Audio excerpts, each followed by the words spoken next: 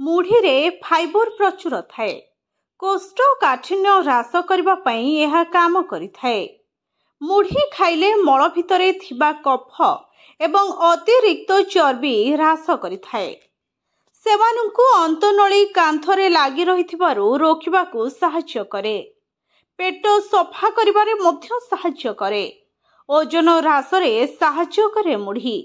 ଏହାର ହାଲୁକା ପ୍ରକୃତି ଏବଂ କମ୍ କ୍ୟାଲୋରି ବିଷୟବସ୍ତୁ ଯୋଗୁଁ ଓଜନ ହ୍ରାସ କରିବାକୁ ଲକ୍ଷ୍ୟ ରଖିଥିବା ବ୍ୟକ୍ତିମାନଙ୍କ ପାଇଁ ଏକ ଉତ୍କୃଷ୍ଟ ପସନ୍ଦ ଭାବରେ କାର୍ଯ୍ୟ କରେ। ଏଥିରେ ଥିବା ଫାଇବର ଏବଂ ଅତ୍ୟାବଶ୍ୟକ ପୁଷ୍ଟିକର ଭୋକକୁ ନିୟନ୍ତ୍ରଣ କରିବାରେ, ଅତ୍ୟଧିକ ଖାଇବାକୁ ରୋକିବାରେ ଏବଂ ଦ୍ରୁତ ଓଜନ ହ୍ରାସ କରିବାରେ ସାହାଯ୍ୟ କରେ। ହାଡ଼କୁ ମଜବୁତ କରେ। ହାଡ଼ଗୁଡ଼ିକ ମାନବ ଶରୀରର ଗୁରୁତ୍ୱପୂର୍ଣ୍ଣ ଉପାଦାନ। ମାଂସପେଶୀ ଏବଂ ଅଙ୍ଗଗୁଡ଼ିକୁ ଆକାର, ଗଠନ ଏବଂ ସମର୍ଥନ ପ୍ରଦାନ କରେ। ଦାନ୍ତ ଖାଦ୍ୟକୁ ଭାଙ୍ଗିବାରେ ସାହାଯ୍ୟ କରେ।